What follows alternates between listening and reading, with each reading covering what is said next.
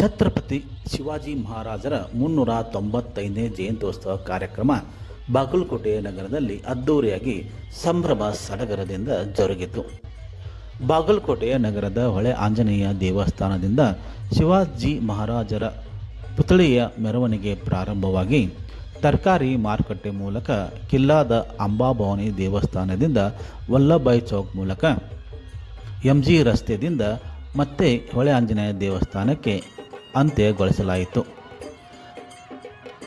ಮರಾಠ ಸಮಾಜದ ಮುಖಂಡರಾಗಿರುವಂಥ MR ಸಿಂಧೆ ಹಾಗೂ ಇತರ ಪ್ರಮುಖರ ನೇತೃತ್ವದಲ್ಲಿ ಹೊಳೆ ಆಂಜನೇಯ ದೇವಸ್ಥಾನದಿಂದ ಮೆರವಣಿಗೆ ಪ್ರಾರಂಭಿಸಲಾಯಿತು. ನಗರದ ಪ್ರಮುಖ ರಸ್ತೆಯಲ್ಲಿ ಸಂಚಾರ ಮಾಡಿ ಹೊಳೆ ಆಂಜನೇಯ ದೇವಸ್ಥಾನದಲ್ಲಿ ಅಂತ್ಯಗೊಳಿಸಲಾಯಿತು. ನಂತರ ನಡೆದ ಬೃಹತ್ ಸಮಾವೇಶದಲ್ಲಿ ಗುಳೇದಗುಡ್ಡದ ಮುರಡಿ ಮಠದ ಕಾಡಸಿದ್ದೇಶ್ವರ ಸ್ವಾಮೀಜಿ ಸಾನ್ನಿಧ್ಯ ವಹಿಸಿದ್ದರೆ ಪ್ರಮುಖ ಭಾಷಣಕಾರರಾಗಿ ಚಕ್ರವರ್ತಿ ಸುಳಿಬೆಳೆ ಅವರು ಆಗಮಿಸಿದ್ದರು. ಈ ಸಂದರ್ಭದಲ್ಲಿ ರಾಜ್ಯಸಭಾ ಸದಸ್ಯರಾಗಿರುವಂಥ ನಾರಾಯಣ ಸಾಬಾಂಡ್ಗೆ, ನಗರಸಭೆ ಅಧ್ಯಕ್ಷರಾಗಿರುವಂಥ ಸವಿತಾ ಹಾಗೂ ಉಪಾಧ್ಯಕ್ಷರಾಗಿರುವಂಥ ಶೋಭಾರಾವ್ ಸೇರಿದಂತೆ ಇತ್ತೀಚೆಗೆ ಪದ್ಮಶ್ರೀ ಪ್ರಶಸ್ತಿ ಪುರಸ್ಕೃತಗೊಂಡಿರುವಂಥ ವೆಂಕಪ್ಪ ಸುಕ್ತೇಕರ್ ಹಾಗೂ ಇತರ ಪ್ರಮುಖರು ಉಪಸ್ಥಿತರಿದ್ದರು. ಈ ಸಂದರ್ಭದಲ್ಲಿ ಪ್ರಮುಖ ಭಾಷಣಕಾರರಾಗಿ ಚಕ್ರವರ್ತಿ ಸುಳೆಬಾಯಿ ಅವರು ಮಾತನಾಡಿ, ಕಾಂಗ್ರೆಸ್ ಪಕ್ಷದ ವಿರುದ್ಧ ಹಾಗೂ ಹಿಂದಿನ ಕಾಲದಲ್ಲಿ ಶಿವಾಜಿ ಮಹಾರಾಜರು ಯಾವ ರೀತಿಯಾಗಿ ಹಿಂದೂ ಸಮಾಜದ ಸಾಮ್ರಾಜ್ಯಕ್ಕೆ ಸ್ಥಾಪಿಸಲು ಹೇಗೆ ಹೋರಾಟ ಮಾಡಿದರು ಎಂಬುವ ಬಗ್ಗೆ ಸವಿವರವಾದ ಮಾಹಿತಿ ನೀಡಿದ್ದಾರೆ. ಏನೆಲ್ಲ ಹೇಳಿದ್ದಾರೆ ಎಂಬುದನ್ನು ನೀವೇ ಕೇಳಿ.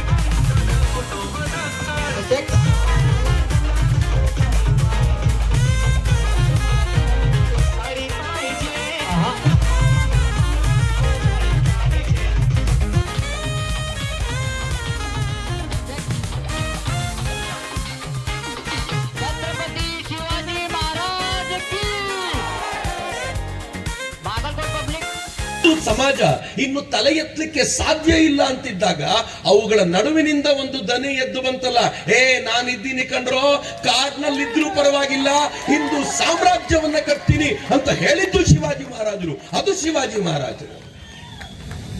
ಶಿವಾಜಿ ಮಹಾರಾಜರು ಹುಟ್ಟಿದ ಕಾಲಘಟ್ಟ ಹೆಂಗಿತ್ತು ಗೊತ್ತಾ?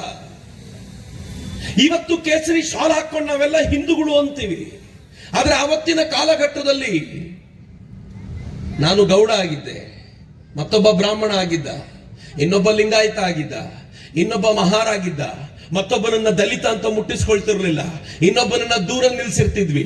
ಒಬ್ಬನಿಗೂ ಪ್ರತಿಯೊಬ್ಬರಿಗೂ ತಮ್ಮ ಜಾತಿಯೇ ಮೇಲ್ಗೈ ಆಗಿದ್ದಾಗ ಎಲ್ಲರನ್ನೂ ಒಗ್ಗಟ್ಟುಗೂಡಿಸಿ ಒಗ್ಗಟ್ಟು ಮಾಡಿಸಿ ಹಿಂದವಿ ಸಾಮ್ರಾಜ್ಯ ಕಟ್ಟಬೇಕಪ್ಪ, ನಾವೆಲ್ಲ ಬೇರೆ ಬೇರೆಯಾದ್ರೆ ಬಟೆಂಗೆ ತೋ ಕಟೆಂಗೆ ಎನ್ನುವ ಸಂದೇಶವನ್ನ ಮೊದಲ ಬಾರಿಗೆ ಈ ನಾಡಿನಲ್ಲಿ ಕೊಟ್ಟಿದ್ದು ಶಿವಾಜಿ ಮಹಾರಾಜರು. ಮಿತ್ರ, ಶಿವಾಜಿ ಮಹಾರಾಜರು ಅವತ್ತೇ ತೋರಿಸಿಕೊಟ್ರು ಈ ನಾಡನ್ನ ಕಟ್ಟುವಂತ ಸಂಕಲ್ಪ ಹೇಗೆ ಮಾಡಬೇಕಾಗಿದೆ ಅಂತ. 18 ಬಗೆಯ ಭಿನ್ನ ಭಿನ್ನ ಜಾತಿಗಳ ಭಿನ್ನ ಭಿನ್ನ ಸಮಾಜದ ಆ ಮಾವಳಿ ಪೌರರನ್ನ ಒಟ್ಟುಗೂಡಿಸಿಕೊಂಡು ತನ್ನದೇ ಆದ ಒಂದು ಸೈನ್ಯವನ್ನ ಕಟ್ಟಿದ್ರು. ಆ ಸೈನ್ಯವನ್ನ ಕಟ್ಟುವಂತ ಮಾವಳಿ ಪೌರರಿಗೆ ಹೇಳಿದ್ರು, ನೋಡೋ, ಯಾವ ಯುದ್ಧ ನಡೆದ್ರು, ಯಾವ ಆಟ ನಡೆದ್ರು, ಕೊನೆಯಲ್ಲಿ ಗೆಲ್ಲೋದು ಹಿಂದೂಗಳೇ. ಮುಸಲ್ಮಾನರಿಗೆ ಸೋಲು ಕಟ್ಟಿಟ್ಟ ಬುದ್ಧಿ ತಲೆ ಕೆಡಿಸಿಕೊಳ್ಳುವಂತಿಲ್ಲ ಅಂತ ಕನಸು ಕಟ್ಟಿಕೊಟ್ಟವರು ಅವರು. ಶಿವಾಜಿ ಮಹಾರಾಜರು ಆಟ ಆಡಿಸ್ತಾ ಇದ್ರು. ಆಟದಲ್ಲಿ 2 ತಂಡ, ಒಂದು ಮೊಘಲರದ್ದು, ಒಂದು ಮರಾಠರದ್ದು, ಹಿಂದೂಗಳ ತಂಡ ಒಂದು. ಆಟದ ನಿಯಮ ಒಂದೇ, ಆಟ ನಿಲ್ಲಬೇಕಾಗಿಲ್ಲ. ಅವರು ತಮ್ಮ ಕಾಂಗ್ರೆಸ್ನ ಕೋಪವನ್ನೆಲ್ಲ ಈ ತರ ತೋರಿಸಿದ್ದಾರೆ ಅಂತ ಅವ್ರಿಗೆ ಅರ್ಥ ಆಗಲಿಲ್ಲ. ಮಿತ್ರ, ಬಹಳ ಜನರಿಗೆ ಗೊತ್ತಿಲ್ಲ, ಮಲ್ಲಿಕಾರ್ಜುನ್ ಖರ್ಗೆ ಅವರು ಪ್ರಶ್ನೆ ಮಾಡಿದ್ದು ನನ್ನನ್ನ ನಿಮ್ಮನ್ನಲ್ಲ, ಮಲ್ಲಿಕಾರ್ಜುನ್ ಖರ್ಗೆ ಅವರು ಕೇಳಿದ್ದೇನು ಅಂತಂದ್ರೆ 1918ರಲ್ಲಿ ಮಹಾತ್ಮ ಗಾಂಧೀಜಿ ಕುಂಭಮೇಳಕ್ಕೆ ಹೋಗಿ ಸ್ನಾನ ಮಾಡಿದ್ರಲ್ಲ, ಅವ್ರ ಪಾಪ ಪರಿಹಾರ ಆಯ್ತಾ, ದೇಶ ವಿಭಜನೆ ಮಾಡಿದ ಪಾಪ ಪರಿಹಾರ ಆಯ್ತಾ ಅಂತ ಅವ್ರು ಕೇಳ್ತಿರೋದು ಮಹಾತ್ಮ ಗಾಂಧೀಜಿಗೆ. ಅವ್ರಿಗೆ ಇಲ್ಲೇನಿಲ್ಲ. ಮಲ್ಲಿಕಾರ್ಜುನ್ ಖರ್ಗೆ ಯಾರಿಗೆ ಕೇಳ್ತಿದ್ದಾರೆ ಗೊತ್ತಾ? ಅವ್ರು ಕೇಳ್ತಿರೋದು 1954ರಲ್ಲಿ ಕುಂಭಮೇಳಕ್ಕೆ ಹೋಗಿ ಮೊದಲನೇ ಬಾರಿಗೆ ಇಡೀ ಕುಂಭ ಸ್ಥಾನವನ್ನ ರಾಜಕೀಯ ಪ್ರೇರಿತಗೊಳಿಸಿದಂತ ಜವಾಹರ್ಲಾಲ್ ನೆಹರು ಇದ್ರಲ್ಲ. ಈ ದೇಶದಲ್ಲಿ ಹಿಂದೂ ಕೋಡ್ ಬಿಲ್ ಅನ್ನ ಆನಂತರ ಅನೇಕ ಹಿಂದೂ ವಿರೋಧಿ ಕೆಲಸಗಳನ್ನ ಮಾಡಿದ ಜವಾಹರ್ಲಾಲ್ ನೆಹರು ಪಾಪ ಹೋಯ್ತಾ ಅಂತ ಜವಾಹರ್ಲಾಲ್ ನೆಹರು ಪ್ರಶ್ನೆ ಮಾಡಿರೋದ. ಅವ್ರು ಪ್ರಶ್ನೆ ಮಾಡಿರೋದು ನನಗೆ ನಿಮ್ಗೆ ಅಲ್ಲ, ಅವ್ರು ಕೇಳ್ತಿರೋದು ಇಂದಿರಾ ಗಾಂಧಿಗೆ. 1970ರ ದಶಕದಲ್ಲಿ ಲಾಲ್ ಬಹದ್ದೂರ್ ಶಾಸ್ತ್ರಿ ಅವರು ತೀರ್ಕೊಂಡಾಗ, 65ರ ದಿಕ್ಕಿನಲ್ಲಿ ತೀರ್ಕೊಂಡಾಗ ಅವರ ಅಸ್ಥಿಯನ್ನು ತೆಗೆದುಕೊಂಡು ಅಲ್ಲಿಗೆ ಹೋಗಿದ್ಯಲ್ಲವ ನೀನು,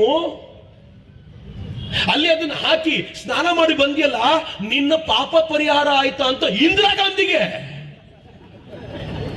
ಸೋನಿಯಾ ಗಾಂಧಿ ಗೊತ್ತೇ ಆಗ್ಲಿಲ್ಲ.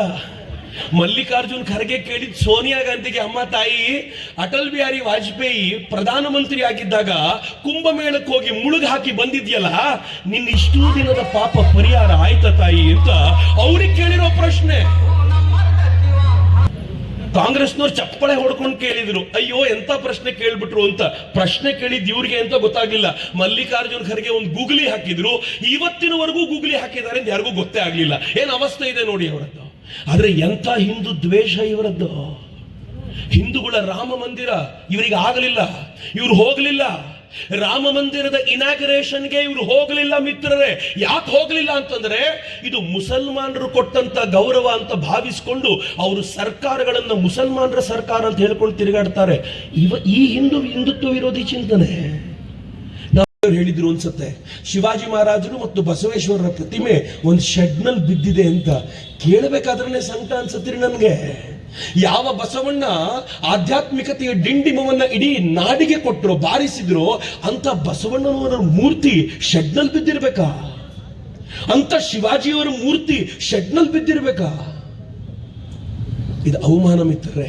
ಈ ಅವಮಾನ ಇವತ್ತು ಮಾತ್ರ ಅಲ್ಲ, ಈ ಅವಮಾನ ಭಾರತದಲ್ಲಿ ಯಾವತ್ತಿಗೂ ನಡೀತಾ ಇದೆ. ನಂಗೆ ಬಹಳ ದುಃಖದ ಸಂಗತಿ ಇದೆ. ಈ ದೇಶದಲ್ಲಿ ಎಷ್ಟು ಮೋಸಗಾರರಿದ್ದಾರೆ ಅಂತಂದ್ರೆ, ಶಿವಾಜಿ ಮಹಾರಾಜರ ಕಾಲದ ಮೋಸ ಅಷ್ಟೇ ಅಲ್ಲ, ಇವತ್ತಿಗೂ ಮೋಸಗಾರರು ತುಂಬಿಕೊಂಡಿದ್ದಾರೆ. ಹಿಂದುತ್ವದ ವಿರೋಧಕ್ಕೆ ನಿರಂತರವಾಗಿ ನಿಂತವರು ಯಾವತ್ತಿಗೂ ಇರ್ತಾರೆ.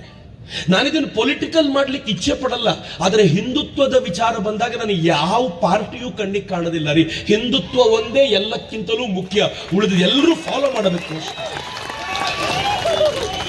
ಆದ್ರೆ ಪ್ರಾಮಾಣಿಕವಾಗಿ ಯೋಚನೆ ಮಾಡಿ, ಹಿಂದೂಗಳು ಮದುವೆ ಆದ್ರೆ ಹೇಗೆ ಮದುವೆ ಆಗಬೇಕು? ಹಿಂದೂಗಳು ಆಸ್ತಿ ಕೊಟ್ಟಾಗ ಹೆಣ್ಮಕ್ಳಿಗೆ ಎಷ್ಟು ಕೊಡಬೇಕು, ಗಂಡು ಮಕ್ಕಳಿಗೆ ಎಷ್ಟು ಕೊಡಬೇಕು? ಹಿಂದೂಗಳ ಡೈವರ್ಸ್ ಹೆಂಗಾಗಬೇಕು? ಹಿಂದೂಗಳು ದತ್ತು ತೆಗೆದುಕೊಳ್ಬೇಕಾದ್ರೆ ಹೇಗಿರಬೇಕು? ದತ್ತು ತೆಗೆದುಕೊಂಡ್ರೆ ಹಿಂದೂಗಳಲ್ಲಿ ದತ್ತು ಪುತ್ರನಿಗೆ ಎಷ್ಟು ಕೊಡಬೇಕು? ಇವೆಲ್ಲವನ್ನು ಹಿಂದೂ ಕೋಡ್ನ ಮೂಲಕ ಜವಾಹರ್ಲಾಲ್ ನೆಹರು ತಗೊಂಡ್ ಬಂದ್ರಲ್ಲ, ಮುಸ್ಲಿಮರಿಗೆ ಯಾಕ್ರಿ ಕೋಡ್ ತರಲಿಲ್ಲ? ಯಾಕ್ರಿ ಮುಸ್ಲಿಂ ಕೋಡ್ ಬಿಲ್ ತರಲಿಲ್ಲ? ಹಿಂದೂಗಳು ಒಂದೇ ಮದುವೆ ಆಗಬೇಕು ಅಕ್ಸೆಪ್ಟೆಡ್, ಯಾಕ್ರಿ ಮುಸ್ಲಿಮರಿಗಿಲ್ಲ? ಹಿಂದೂ ಹೆಣ್ಣು ಮಕ್ಕಳು ಸಮಾನವಾಗಿ ಎಲ್ಲರ ನಡುವೆ ಬೆರಿಬೇಕು, ಯಾಕೆ ಮುಸ್ಲಿಂ ಹೆಣ್ಮಕ್ಳಿಗಿಲ್ಲ? ಮೊದಲ ಬೀಜಾವಾಪನೆ ಮಾಡಿ ಹೇಳಿದ್ರು, ಮುಸಲ್ಮಾನರು ಹಿಂದೂಗಳಿಗಿಂತ ಯಾವತ್ತು ಮೇಲಿರಬೇಕು ಅಂತ ಜವಾಹರ್ಲಾಲ್ ನೆಹರು ಒಂದು ಬೀಜ ಹಾಕಿಟ್ಟು ಹೋದರು. ಆ ಇಡೀ ಕುಟುಂಬ ಹಿಂಗ್ ಮಾಡ್ಕೊಂಡು ಬಂದಿದೆ. ಇಂದಿರಾ ಗಾಂಧಿ ಬಂದ್ರು, ಮಗಳು ಏನ್ ಮಾಡಿದ್ಲು ಗೊತ್ತಾ? ಸಂವಿಧಾನದಲ್ಲಿ ಸೆಕ್ಯುಲರ್ ಅನ್ನೋ ಪದ ಇರಲಿಲ್ಲ. ಈ ಎಮರ್ಜೆನ್ಸಿ ತಗೊಂಡ್ ಬಂದಾಗ ಸೆಕ್ಯುಲರ್ ಪದ ಯಾಕೆ ಇರಲಿಲ್ಲ ಗೊತ್ತಾ? ಸೆಕ್ಯುಲರ್ ಪದ ಬೇಕು ಅಂತ ಅಂಬೇಡ್ಕರ್ ಬದುಕಿದ್ದಾಗಲೇ ಸಂವಿಧಾನದ ಸಭೆಯಲ್ಲಿ ಚರ್ಚೆಗೆ ಬಂತು. ಅಂಬೇಡ್ಕರ್ ಹೇಳಿದ್ರು, ಸೆಕ್ಯುಲರ್ ಪದವನ್ನ ಸೇರಿಸೋದಕ್ಕೆ ನನ್ನ ವಿರೋಧ ಇದೆ. ಯಾಕೆ ಅಂತಂದ್ರೆ ಇಡೀ ಸಂವಿಧಾನವೇ ಸೆಕ್ಯುಲರ್ ವಿಚಾರವನ್ನು ಹೇಳುತ್ತೆ, ಭಾರತೀಯ ಸಂಸ್ಕೃತಿಯೇ ಸೆಕ್ಯುಲರ್ ಆಗಿ ಬದುಕಿದೆ, ಅದನ್ನು ಪದವಾಗಿ ಸೇರಿಸೋದಕ್ಕೆ ನನ್ನ ವಿರೋಧ ಇದೆ ಅಂತ ಬಾಬಾ ಸಾಹೇಬರು ಹೇಳಿದ್ರು. ಬಾಬಾ ಸಾಹೇಬರು ಬೇಡ ಅಂತ ಹೇಳಿದ ಸೆಕ್ಯುಲರ್ ಪದವನ್ನ ಇಂದಿರಾ ಗಾಂಧಿ ಅದನ್ನ ಸಂವಿಧಾನದ ಪ್ರಿಯಾಂಬಲ್ ಅಲ್ಲಿ ಸೇರಿಸಿದ್ರಲ್ಲ, ಒಬ್ಬರಾದ್ರೂ ಮಾತಾಡ್ತಾರ?